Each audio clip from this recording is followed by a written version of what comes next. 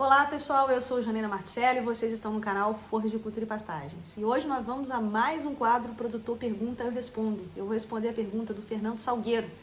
E ele pergunta quais são as vantagens e as desvantagens do amendoim forrageiro. Segura a vinheta que seu vídeo já vai começar.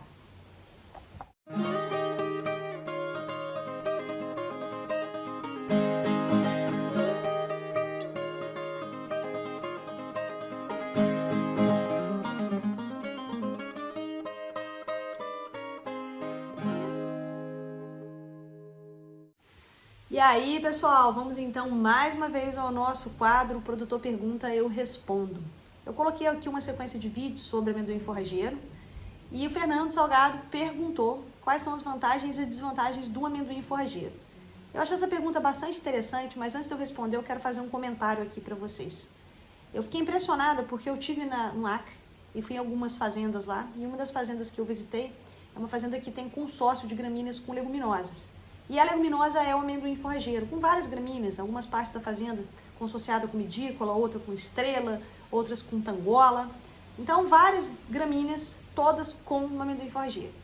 O produtor ele tem uma parceria com a Embrapa, e aí a Embrapa está sempre fazendo os experimentos, os estudos, levando novas cultivares de amendoim para ele. E acaba que funciona muito bem, é um solo tipo Tabatinga que eles têm lá no Acre, um solo que tem uma certa umidade, né? Não é um solo que alaga, mas é um solo que tem uma umidade bastante razoável, e o amendoim forrageiro acaba se perenizando. E eu coloquei alguns vídeos que eu fiz nessa fazenda no meu Instagram. Quem não segue a gente lá no Instagram, vai lá no @Forjicultura e Pastagens, porque lá a gente tem conteúdo diário, todos os dias tem algum conteúdo de pastagens para vocês no Instagram. E aí eu coloquei alguns vídeos.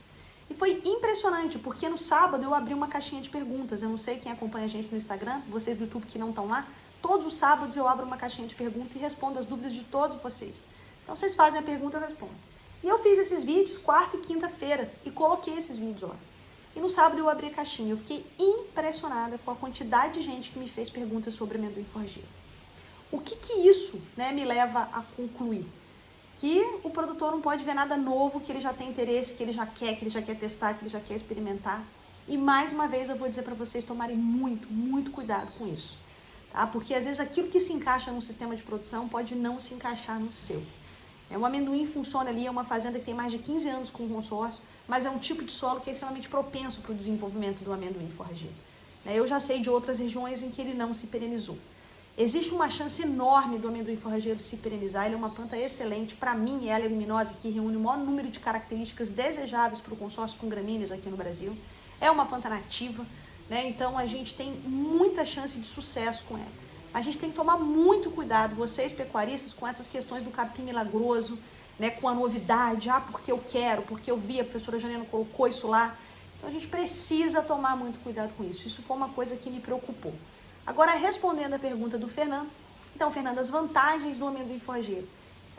Qualquer vantagem de leguminosa. Fixação biológica do nitrogênio. Então, eles têm o poder de fazer essa fixação biológica e, com isso, a gente não precisa fazer adubação nitrogenada quando você tem alguma leguminosa no sistema. O amendoim tem um bom potencial de fixação biológica do nitrogênio. Uma outra vantagem do amendoim é o fato dele ter o melhor valor nutritivo do que qualquer gramínea, porque as leguminosas, elas têm melhor valor nutritivo, elas têm maior teor de proteína, então isso melhora muito a qualidade da dieta. Além disso, é a diversificação. Você não fica lá dependendo só de um pasto. Se eu tiver algum problema com praga ou doença, você tem um amendoim para segurar. Uma outra vantagem do amendoim, que as outras leguminosas, algumas outras leguminosas não têm, é o fato do amendoim ser estolonífero, ou seja, ele faz uma boa cobertura de solo. Então ele deixa o solo menos sujeito à erosão. Inclusive em áreas que são mais declivosas, é interessante que a gente faça a utilização do amendoim. Quais são as desvantagens do amendoim? A maior desvantagem que eu vejo no amendoim é a falta que a gente tem de mudas e sementes. Algumas cultivares são propagadas por mudas, outras por semente. Ainda assim, a gente tem pouco viverista que comercializa essas mudas e poucas pessoas que produzem as sementes. A semente do amendoim é uma semente que a gente chama de geocarpa, ou seja, ela entra no solo, ela fica lá no solo. Então, ela fica lá dentro, então é difícil de colher. Isso talvez desencoraje as pessoas a produzirem semente de amendoim. Então, a semente acaba ficando muito cara, as mudas a gente tem pouca oferta, também são caras.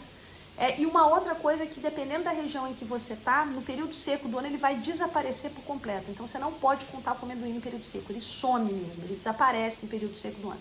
ele volta sozinho por conta própria. Você não precisa colocar mais muda, você não precisa colocar mais sementes. Assim que voltar a chover, ele vai voltar. Mas na seca você não pode contar com ele. Na maioria das regiões isso acontece. Na fazenda do Acre, Teuxi, ele fica numa proporção de 30% no período das águas e isso abaixa aí para 12%, 15% no período seco do ano. Lá nessa região de solo de Tabatinga, que é um solo mais úmido, que sofre pouco com a seca.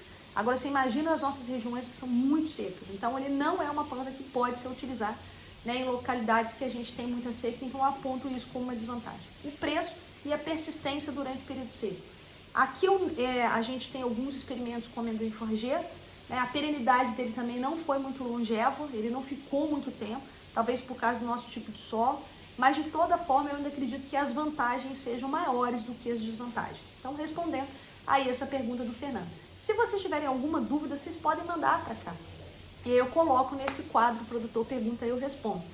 Que a minha ideia aqui qual é? Popularizar a ciência e tecnologia em pastagens para fazer com que vocês pecuaristas não tenham dúvidas, para que vocês façam o processo de implementação de manejo de pastagens de forma correta, porque a forma mais barata de alimentar seu rebanho é sob pastejo. Então, se a gente consegue manejar os nossos pastos bem, a gente diminui muito o nosso custo de produção. Essa é a minha ideia aqui. Por isso que vocês podem mandar as perguntas, que eu vou tentar responder essas perguntas para vocês. E vou terminar fazendo mais uma vez um alerta. Gente, não existe capim milagroso, não existe forrageira milagrosa. Cada um vai se encaixar num determinado sistema de produção.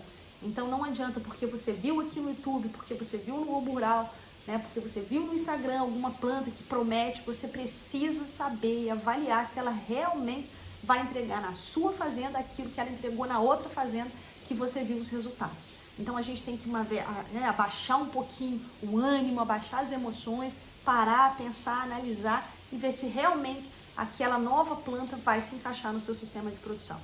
Então era isso que eu queria falar para vocês. Se tiver dúvida, manda pra gente que eu tento responder.